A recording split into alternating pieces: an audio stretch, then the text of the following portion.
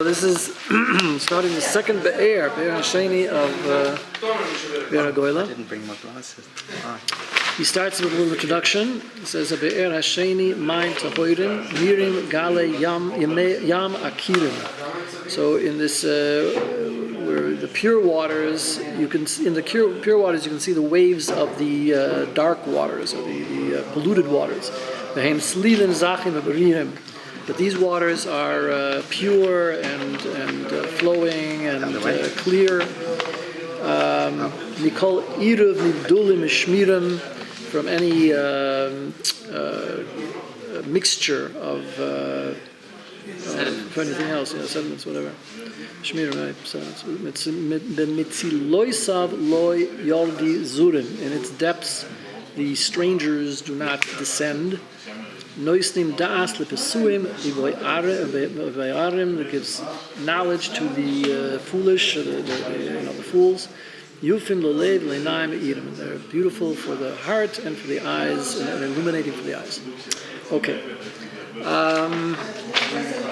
Specifically, I don't know if we'll get to to the second aspect. The first aspect is going on a particular medrash that we'll discuss, and the other Indian, I don't know if we'll get to it or not, is the whole discussion of Eidim Zoimimim. Eidim Zoimimim. False witnesses. That's a very confusing parsha there. That's a lot to discuss, so we'll see if we get to that. Anyway, in the meantime, it starts out with Atlina Shnia. The second, remember, each one of these Be'eras is to answer a particular complaint or a taina that the skeptics or the critics have. And the second one is in response to this korvi masim shebemekoimis korvi maasim asher ein re'iyim lekarev, that they are bringing in aspects of life or whatever that are not appropriate. Talking about things that aren't appropriate. This is also something that we shouldn't be thinking about. It's not appropriate. I mean, it's not proper to think like that.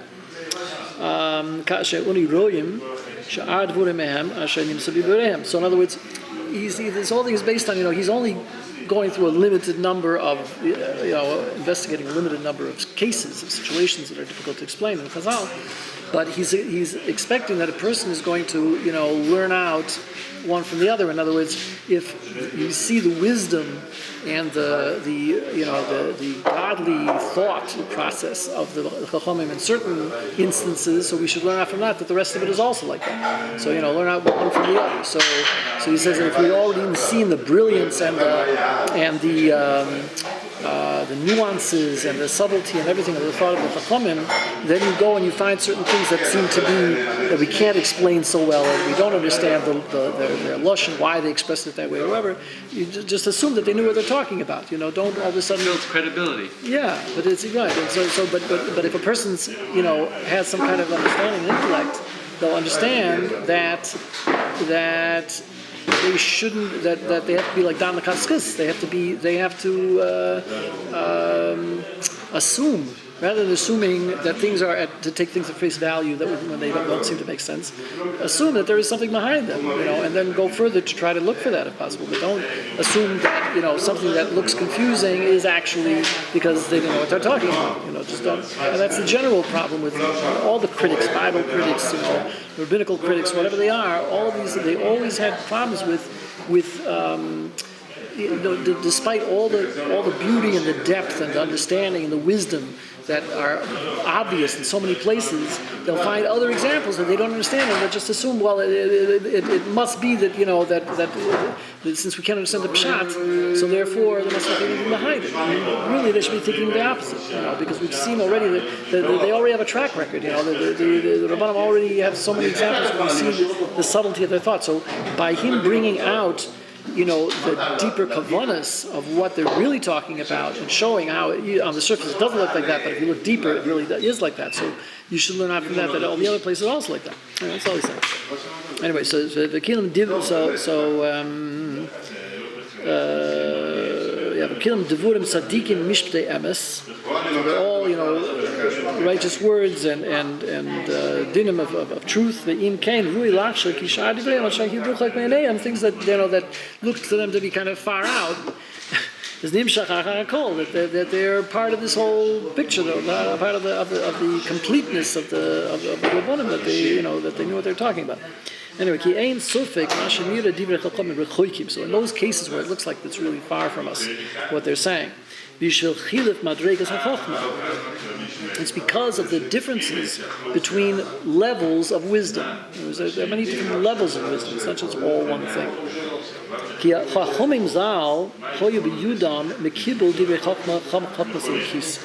as we said before, the Chachamim were like they were makabel. They received a certain type of Chachma Elokis, a godly type of wisdom, seichel, that was beyond what people can just understand by themselves. The Alpi HaChachma HaZoyis Miyasumim Darkeim. This is one of the problems today. Is we've lost this kind of a Masoira, the relationship between a Rebbe and a Talmud that was able to teach them how to think.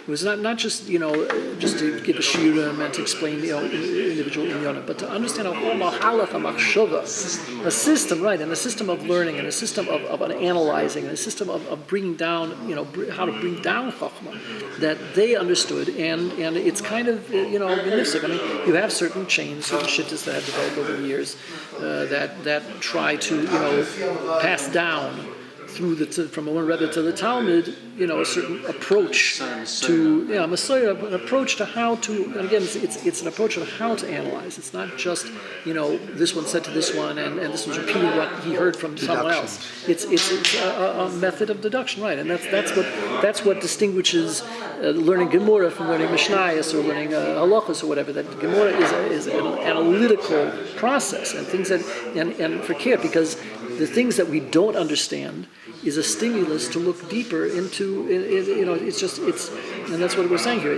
By the critics, by the skeptics, they'll take something they don't understand and say, "Oh, throw it out the window." This is just proof that they didn't know what they're talking about. The whole thing is invalid, right? This is the way they go. But for us, since we know from so many examples that it is absolute truth, and we know, and we've accepted that already, so we cobble it on ourselves. So that means that it also doesn't mean that we just accept things at face value and say, okay, it must be true even though I don't understand it, and I'm not going to look into it. That's also not the Jewish approach. The Jewish approach is when we see something we don't understand, it's like a pointer that looked into it deeper. Dig deeper and find what's really going on. It's the muscle that I heard about this. You probably heard it. Is that there was a big gvir, a king or whatever, that wanted to hide, that hid a particular treasure, and he wanted, for whatever reason, he didn't want people to see readily where it was, obviously, where it's hidden or whatever. So he had this beautiful painting painted, like covered a whole wall. And then, where there was, he instructed the painter to put something in there that didn't make sense. It was something that wasn't a beautiful painting, gorgeous painting. Everything was exactly in place, and one little thing didn't make sense. So a person could say, the painter made a mistake, But it's not. The whole thing is so perfect. Why would he make a mistake in this one thing? So he said that particular where that spot was that he made the mistake. Underneath there was where the treasure was hidden. So it's like this idea that you don't everything. If something looks like a mistake, it's only a simon to look deeper into that place. Okay, so. Lefikach ha'udam she'ein yudo druchim eila. So a person who doesn't have those paths of wisdom,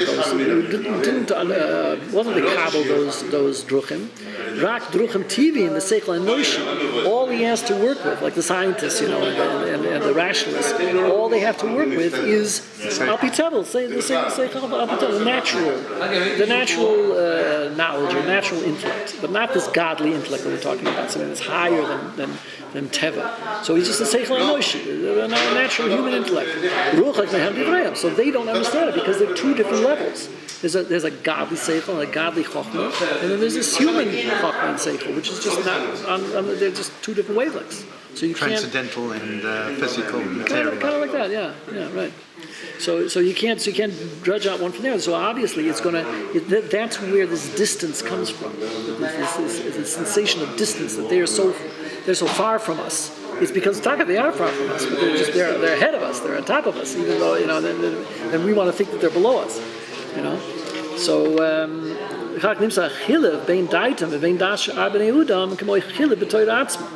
he says that difference between this distinction between their das and our das, or the rest of mankind's knowledge and their knowledge is like the difference within the Torah itself. The Torah itself, in the written Torah itself, there's many things that we don't understand, that don't seem to make sense to us. So it's the same thing, because you can say the Torah made a mistake. I mean, obviously the Torah is operating at a different wavelength. So the Torah is simply something separate from what people can normally comprehend. There's a godly, transcendent type of seichel. So it's natural to expect there would be things that would be difficult to understand and questions difficult to answer. And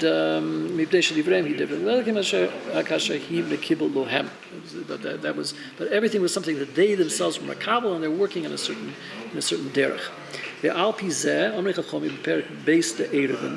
Omar Pupa Bered Rav Acha Bar Ado Mishmei Ruva Bar Ilo Kol Haloyeg Al Divrei Chachomim Nidan Betzoya Roisachas. Okay, so that's a pretty strong statement, saying that anyone who ridicules, ridicules the Divrei Chachomim is judged in Tzoya Roisachas, which is literally boiling excrement.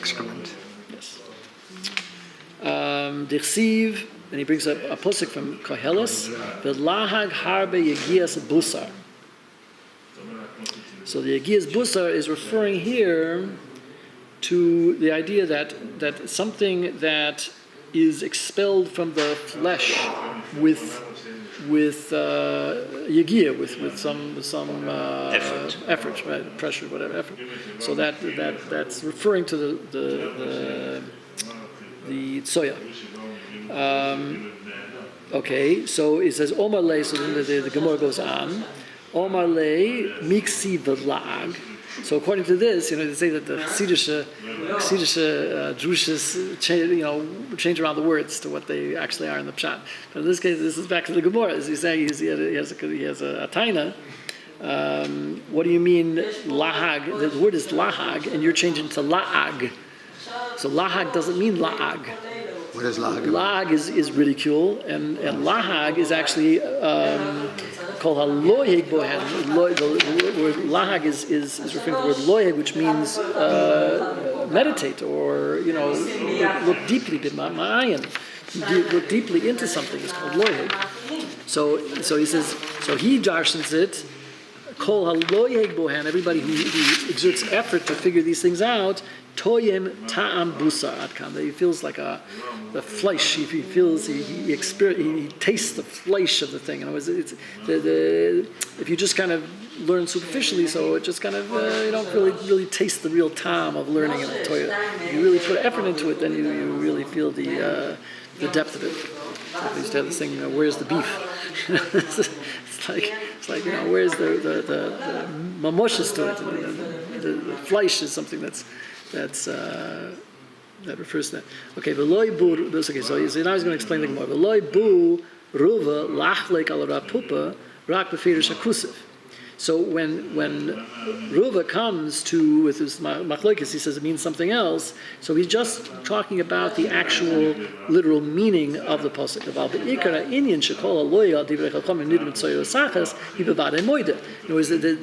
He's talking about how to properly interpret the pasuk itself, but he's not arguing with the inyan. He's not arguing with the actual concept that is being expressed, that this idea of the Tzorah Sachas, that he's obviously agrees with that, as it's said in many other places. In fact, he brings here that there's another in Gittin. There's another reference to this concept. He says that the oinish of oiso ish was that he's judged in soyer usachas, the same punishment. And the omamar kol hamalig al divrei chachomim nidin mit soyer usachas. So it's mamish the same memory. Okay, so the concept was a well-known concept. It's just a question of if you can link it to this pasuk or not. Okay, so why dafka this? It seems like a very earthy kind of vulgar thing to express. So this is something that they jump on. The skeptics jump on things like this. Like, what are they using that kind of expressions? That doesn't pass for the Torah. It's not something Chachamim should be using that kind of a lashon. So you have to understand what it means. So why did they dafka choose those words? What does the concept mean?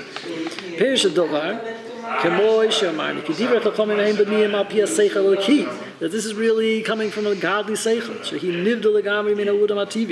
It's completely separated from a person's natural, the natural man. The Eina seichel eliki chibur el im ha'udam. And this is not that he says the seichel eliki is not connected to the person. It's not like an intrinsic part. It's not an etzem of the person himself. It's connected to him, but it's not. It's from outside. It's a raka kesher hametzias nimsa imoy ve'eno mitbeboy. It's something that is found within him. It's been instilled in him in a sense, but it's not an essential part. It's not a natural part of him. It's something that he has to make a leap to get to, or something. It's not something that's not built into him. In Misha Loye,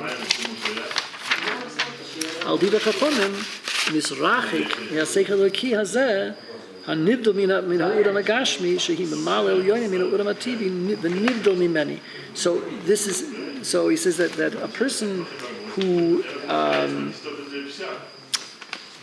is misrachik, he's like distancing himself from the seichel eloki, that he's like putting himself as something external to him to that extent. Then that hanivdol min ha'udam agashmi, which is already transcendent of the natural person, the physical person. That's on such a higher level than the person is naturally, and it's completely separated from him. The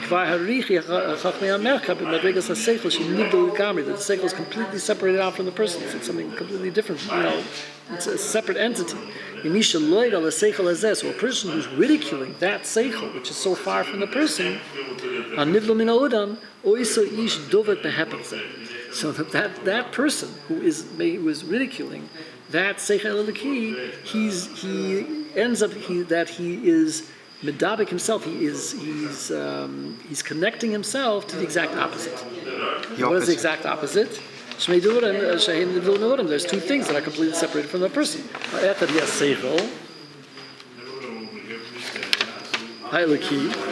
Which is completely separate from the person. That's something that's his mila, that he's able to have a connection to the seichel eliki, which is totally above him. And the other thing, the excrement, something that comes out of the person that's separated from him. That's out of his body, right? So it's separate. So it's like on the other end. So that's beneath him. That's something that brings him down. The seichel eliki brings him up. And unfortunately, we talk about nivel peh, 4-letter words and things like that. A tremendous amount of it is connected to these things. This kind of metzias. What does nivel mean? Nivel peh is swearing, 4-letter words, that kind of thing. A lot of it is connected dafka to these. Is it from the word nevela? What? Nevela? Yeah, a nevela is like Don't underestimate Baal Peor. Right, he talks about Baal Peor. There's more to it. He talks about Baal Peor. He's watching us in Egypt. So, Profane. but what's interesting, profanity is based on words to describe these things. And nivel peh is something that is using the holy, keli of the mouth, of the dibber, and using it to express, the lowest, most, vulgar types of things. So that's why he's saying this is the reason why it's mamish z keneged z. It's a midah keneged midah type of thing here.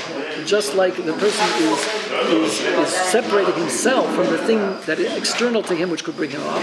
So he becomes connected to the thing that's below him, that's external, as opposed to, the Yidden, all the halachas about davening has to be a clean place, and the person himself has to be clean, and all of the effort that we make to separate ourselves from excrement and those kinds of, that kind of tumah, and also in the shmiras halushin, to purify our dibur so that we don't chas v'shalom use those kinds of words, and that's all, that's all. I mean, and this is like the reward for the person who separates himself from the seichel lakus, and he mocks it. So instead, he has what? He's on the bottom with the separate from the expert. Exactly. It's like a trade. It's exactly the same. It's a trade-off. It really is a trade-off.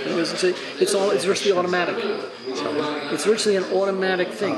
Because once a person puts his once he's making fun of the tzaddikim, he's making fun of the Talmid Chachamim, making fun of the tzaddikim, he's saying, they're busy with something that doesn't make any sense. Exactly. Automatically, he falls into that. And you see it. You see it all over the place. So-called scholars, they can be at a very, very low level. So whatever. And unfortunately, we see this, unfortunately, in the world, that there's kind of a bottomless pit. We talk about the Tahoim Rabbah, the Tahoim Rabbah, the abyss, is that when a person who has been even brought up in that Torah environment, and they reject it, or they separate themselves from it, or they like untie the knot, so to speak, there can be a free fall till you go to the lowest depths. And very often you see this with people. And I think maybe just because Yidden are so high, they can fall very low. What? Right. But it's true. You see the Jews, when they go down to the darkness, they go all the way down. The Yiddishist movement of 150 years ago, they relinquished Torah and they started using Yiddish to mock Chazal.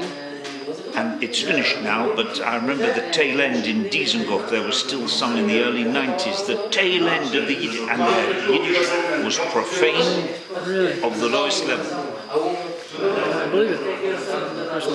It's a very interesting story about Shalom Aleichem. He's one of the biggest, the writers of the Yiddish movement. So he, was a pillar on the roof, the Yiddishist movement. It's not religious. It's not religious either. No. This is the Yiddishists.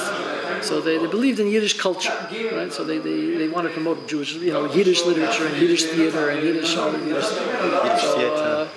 Yiddish theater. Yeah. Did you have it in South Africa? Yeah. The Arbiter Ring and the Shalom Aleichem schools and all this stuff. So Shalom Aleichem itself was brought up in a I stammed from Talmud Hasidim. They were a family of Talmud Hasidim. So there's a story that his father was getting, as a bucher still, he was starting to, fall off. So his father took him to the Talmud Rebbe to try to bring him back. So the Rebbe couldn't do anything with it. He tried, obviously, and he wasn't making any headway with it. So he made him promise that, he took on 3 things. And one of the things that he took on was that he would not make fun of Rabbanim in his books.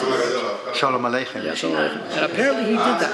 He did not actually ridicule rabbis in his literature. And I heard something like that after he was nifter, his widow came to one of the Talmud Rebbe's at the time and said that he should daven for his neshama because he was mekayim those 3 things that he took on. What were the 3 I heard? I don't know. I remember only one of them. I can look it up, but it was. The one was not to mock the Rabbanim.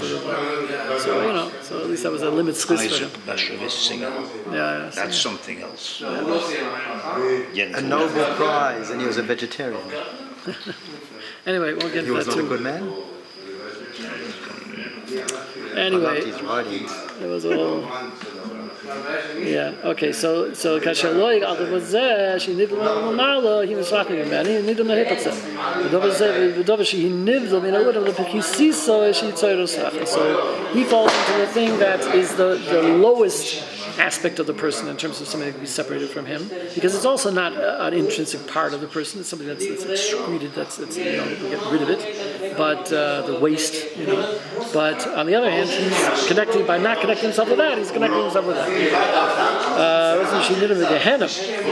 So it says it's talking about that he becomes judged in Gehenna. He's not being judged in Gan Eden. So he's talking about that this kind of thing, where would you encounter something like boiling, waste, is in Gehenna. And Gehenna is a place that is also separated from people. It's not. It's like a wasteland. It's like a area, just like Gan Eden is removed from us on the top end. So Gehenna is removed from us on the bottom end. And so I was thinking about when you hear stories about the Holocaust and what they went through in the camps and that kind of thing, you can really appreciate the concept of hell on earth. It's this idea of Gehenna mamish in this world, and that's one of the things that makes me so conscious of the idea that the Holocaust was a gzeira. It was something min hashamayim, because you would not be able to see that kind of rishis, that kind of exurius, that to that extent, to that level, that mankind could fall and descend to such depths and to create an environment like that if it hadn't been min hashamayim. It was just the other end of the scale. It was mamish like media can admit it. It's mamish Gehenna against Gan Eden. That this was Gehenna. So as much as we may feel like Gan Eden here in Sfaz, and there it was mamish Gehenna. So anyway, Nidin beganim, shehi nidl min klau b'nei udam, that the chisis oisa madrega, ki inyan gehanim yesh madregas harba b'yosim. The yesh madregas, so there are different levels in Gehenna itself. The yesh madrega, the Gehenna, ka oisa madrega, the chisim in the kekes, nidl soyer usakas. So one of the levels of Gehenna is called soyer usakas.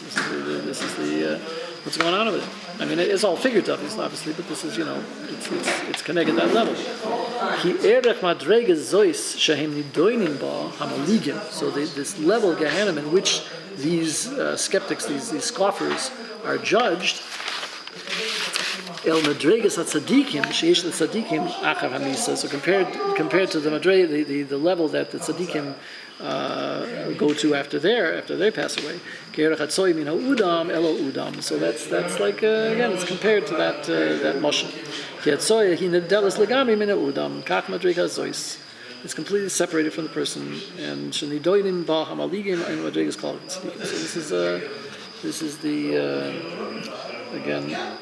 What is talking about? It was 35. Im is biyachas. Compared to im means biyachas.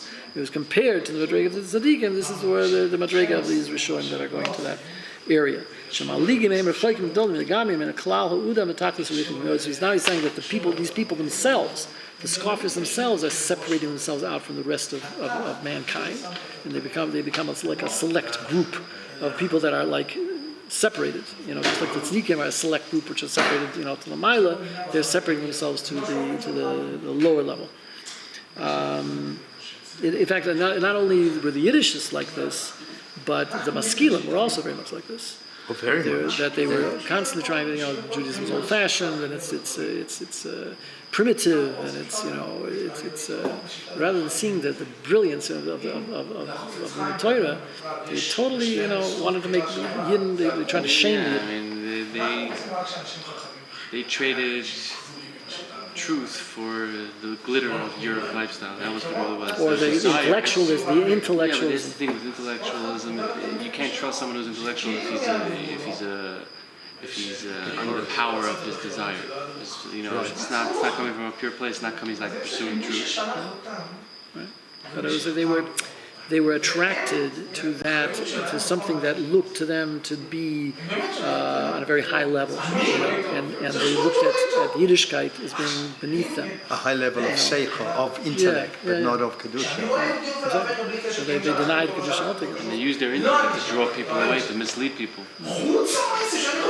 And then they tried to influence Yiddishkeit also at the same time. So it was also a very negative effect. It wasn't that if they just converted, Shmad, and that was it, then they'd be separated out. Right, they're trying to reconstruct it. Although, we've also suffered much come from people that Shmad themselves also, because if they knew something about Yiddishkeit and they came back, and then they would cause all kinds of problems. But anyway. Sorry, could you explain that? A lot of the biggest surahs that the Yidden have had throughout the ages have been from Jews that apostate is the word. Yeah, apostate. They joined forces with the Goyim, and then they would, because they knew some Torah already, they would find places in the Torah that were damaging to the Yidden, and it would, kind of stir up the hatred. Terrible. Some of them became monks and anyway. Pablo Christiani. Yeah, really bad. Anyway, Shemei Achas Heim Rochaki V'Seichel HaUdam Shinid B'Mala Ninul Hop Koik Meshach. He's just kind of repeating himself here. V'Kach Lag Harbe Misha Hi Medaber Harbe V'Loik. So the Lahag Harbe, he says, it means a person that talks a lot, and he's constantly scoffing. Soif Shalo Yigiyas Busa. So at the end, he goes into this Yigiyas Busa, Soya Shenitcha Mina Busa Al Yidei Yigiyah. So he has got soya that is expelled from the body through effort. We call it over Nitcha Al Yidei Yigiyah. Anything that's expelled is through some kind of effort. And Mipnei Shehi Mislachim, things like person getting rid of his Yetzer Hara is also with effort. Mipnei Shehi Mislachim in a Seichel, Shehi Nivdol. Yidol B'Mala Yesh Le Chiber HaPetzah. So again, this is the concept here. Omnam Rova. So now he's going to go to explain what Rova was talking about. That he said that it's talking about the intense learning. You feel the time of Bosar. What does that mean? So Mefarish Akusiv Kach the Lahag Harbe Yigiyas Bosar. Misha Loig Bohem Harbe Mitoyan Tam Bosar. Peter said, Ki Aseicha Loki Yitzurek Lahag V'Ian Harbe. This godly intellect, this godly seichel, is something that requires a lot of hard, concentration and hard work to be able to reveal it. It's a lot of ian, which is mamash, going deeply into something. Talk about you learn two ways of learning Gemara are Be'er and Bekias. So Bekias is kind of more of a superficial thing to cover a lot of ground, and Ian is like taking one thing apart and just delving into that sugi or whatever, deeper and deeper and deeper, and you can spend months on one blot Gemara. It's like that kind of analytics. What are the two terms? Bekias and Ian. And what is shitchius? There's a sheer Bekias and a sheer Ian. What is shitchius? Shitchius is, I think, referring to specific areas in Torah that you concentrate on, a particular shetach, a particular area. I thought shitchius means an overview, shetach. Could be, I don't know, I'm not familiar with the term. You're not familiar? That's okay. But the idea I know of the Ian and the Kiyas is that the Kiyas is just trying to cover a lot of ground, over a period of time, whereas Ian doesn't care about how much ground you cover. It's just going as deep as possible. That was an example of that. There was the Amshin of Koilo was in Tolna for a while, so I saw that how they were learning, and they had a pinches this thick, just on the Indian of it was even like half of the Indian of Bishul on Shabbos. It's all thick pinches that was just for each individual. Each of them got this thing. I think it was the second one already on the Yishuv Bishul, and they would spend days and days and days on one point of halacha. The beauty of Torah is because it's fractal. You know the term fractal. Yeah. It means that one Indian, Bishul, you may think it's a minor thing. If you go into it in enough depth, you will find their Kabbalah and Nishta and history and science. Everything is in there. You understand? The facets. Right. Fractals is the idea is the deeper you zoom into something, the more detail you find. You find everything in the smaller the piece, the more you will find. Because it's mathematical. Okay. מתחיל לדבר רק בעניין הזה. וכאשר היא לא יהיה בהם הרבה, טועים בהם טעם בוסר. So what does it mean that the more you meditate or even you concentrate on a particular thing, the more you taste this טעם of flesh, כי על ידי העין הרב, היא אוימד עליו, ויש בהם טעם בוסר. אוימד עליו. כי הבוסר היא דבר גיף הבעל חי. So he's explaining like this. Why do they choose these words to describe it? Because the flesh of the animal is the body of the animal. Because Shema'ai and the dover yimsa divreihem him gif hadover. It's like the body of the thing itself. It's like the whole metzius of the thing is in the animal, and the flesh is like the etzem of the animal itself. The atzman of the word. It's like the essence of the thing. So to use this concept a lot, the idea of nimisim, that there are things that you know, like Congress gets together and they legislate a law because this is what they thought of, you know, to deal with a certain situation. So according to what they think of, and they get together and they talk about it and they try to agree on something. And what they agreed upon, you know, as a discussion, so this is what they enact into law.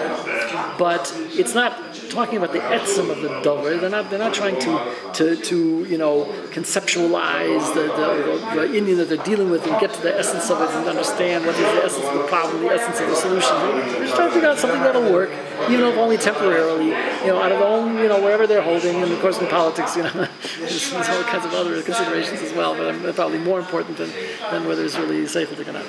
But anyway, so that's the way they approach it. So this is not the Torah. The Torah is not like that. It says that it's not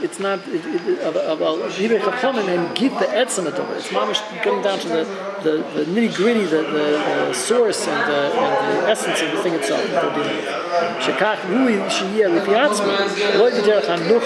Not just in order to you know, have some kind of a agreeable solution. He says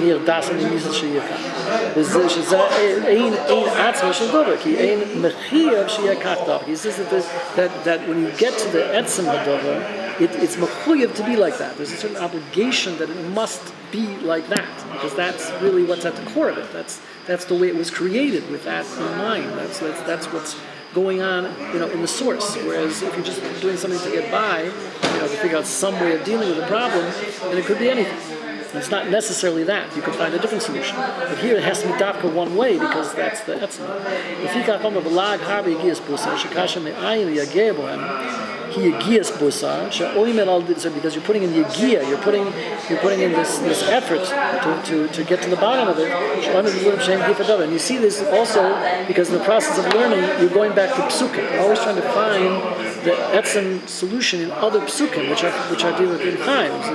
That's the Abish's words. So therefore, we're not just looking at, you know, through our experience or, you know, what seems logically to make sense. We're talking about looking at from the Abish's perspective, and what the Abish has already told us in his lashon, and trying to find it in the words that he's already said. So then you're going from a different angle. You're really putting in, you know, work and really trying to work it out. So that's it's the Yigiyas Bosa. It's that you're putting yourself into a total. He called Advurim Kamoy Ha'asuvim Ve'apeirus Nivri Bishvil HaBaal Chai Shehi Bosa. So it says things like the grass and the fruit is created for the sake of the Baal Chai, which is the Bosa. That ultimately the animal will eat those things. It's created, the animal shall eat it, and then it'll be turned into the flesh of the animal itself. Because Hashem is giving him all these things to eat. So we're giving him the cruel. The goyim. So all the other things are created for the sake of the balachayim.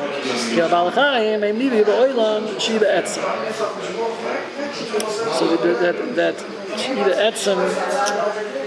So it says, even though the balachayim were created for the sake of man, okay, in order to serve him, to work for him, or whatever.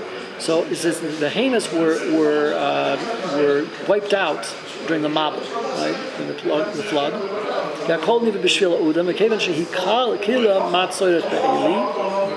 So it was because man was destroyed in the flood, so all the Baalei Chai, which were created for him, were also destroyed in the Mabul. וכן משנה זה מתנו. בכל מקום דבוריו כאן מסובים על עצם קיומם, שלאמס הפרס הירוקה שנאכלו להם על ידי זילוסם, ובין בהמה והחייס אין נחולויס על ידי זילוסם. The fruit is eaten by the behemoth. The behemoth isn't eaten by the fruit. It's just like it's in the chain, the chain of life. It's since the fruit is eaten by the behemoth, so therefore the behemoth is on a higher level. The fruit was created to sustain the behemoth. So therefore the behemoth is on a higher level than the fruit in that sense. So that's the etzem that for which the fruit was, or the grain or whatever it is was created. So even the Baalei Chai were created so the man should eat them. That wasn't at the beginning of the creation of the world because man didn't exist yet. But on whose level? Because man was not allowed to eat flesh until Noah. So why would they say that now? Okay, so he said what? Why would they say that now? It's irrelevant to the overall. We're actually going to return in the future to Livnei the Mabul. Since from Noah until the whole world was is an original changed, creation, right? But it had to happen because that was the way the behemoths then got their correction, their tikkun. It was for the sake of the behemoths that it changed. Yeah, I'm actually surprised by that statement that he would make such a statement. No, he's talking about he's going to explain this here. Because at the beginning of when the world was created, man wasn't allowed to eat them until Noach.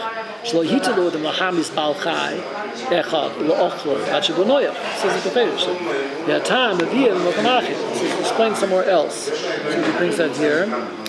It says Masha Usa le'udam arishan lechel busa ad shebo Noach v'hita lo yibos. He's going to explain this here. He's bringing it from other places.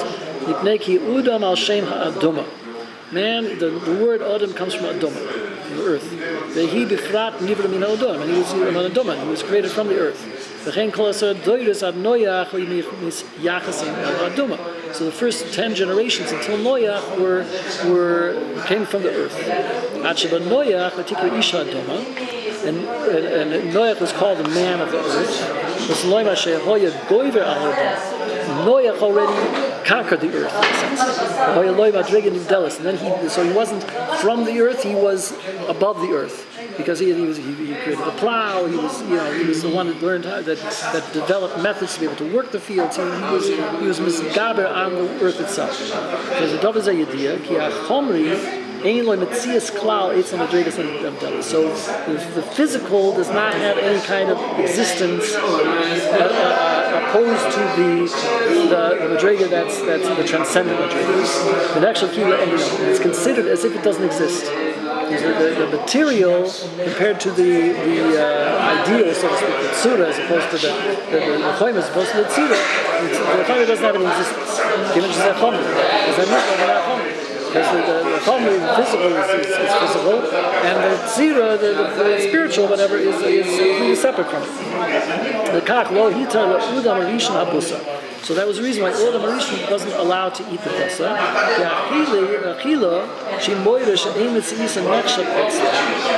Because when you eat something, it shows that that its metzias is not considered anything compared to you. When he was created for you, like the whole world was created for mankind. Right. We were created after the world was created so that we would be able to benefit from it. Right, so he's saying that the achila, when you eat something, it means that it does not have metzias that's chashuv compared to you. If you're allowed to eat it, it means that you don't have to worry about whether it's feeling something or whatever. It's not because compared to you, it was only created to serve you. So it's something that you're allowed to consume. So that's why you eat it. So even though Adam Rishon had all this chokhmah, because his goof, his body, was still noita to the adoma. He was still like part of the earth, in a sense. So he wasn't allowed to eat the flesh of an animal because he also still had this connection to the earth. His body had a connection to the earth like an animal's body. So he was almost like on an equal level in a sense. So Noach, on the other hand, conquered it. So his body already now was not like tending towards the earth or going together with the earth. So then the Baal Chai compared to him was material. So therefore he was now on a higher level, so he was allowed to eat the animal. You said he was not on a higher level. He was. Noach attained a higher level than the earth. He was misgaber on the earth and conquered the earth, as opposed to just being, part of the earth.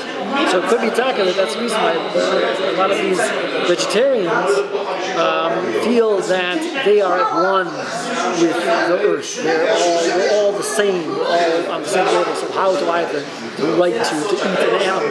So he's saying that was true until Noach. But when Noach came around, he all of a sudden achieved a higher level, where now he was on a different level. So therefore, he's not at the same level. He had the right to be able to eat it. There's a friend that compared to him. And so now here's what I ask him.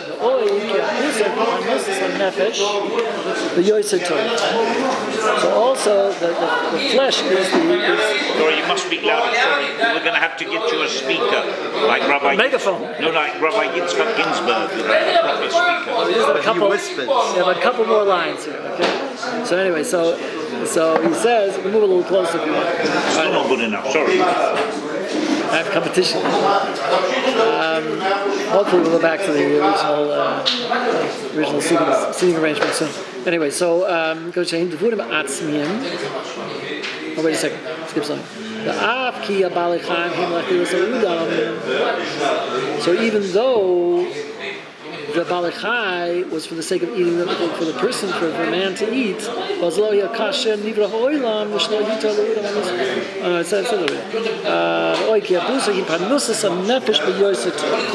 what does that mean? Panusas nefesh. It means panusas a gift.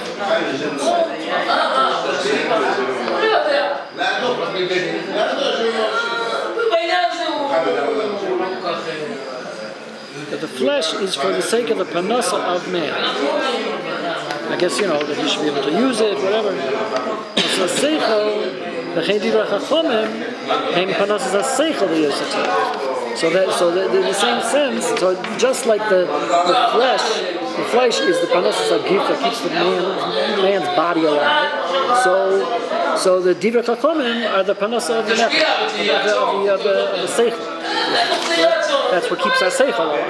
So it's like this is one is sustaining the guf, and one is sustaining the seichel. So that's why they compares it to flesh, because this is the flesh that's sustaining the body. So this is the same seichel. And there's nothing higher than something that's sustaining the seichel.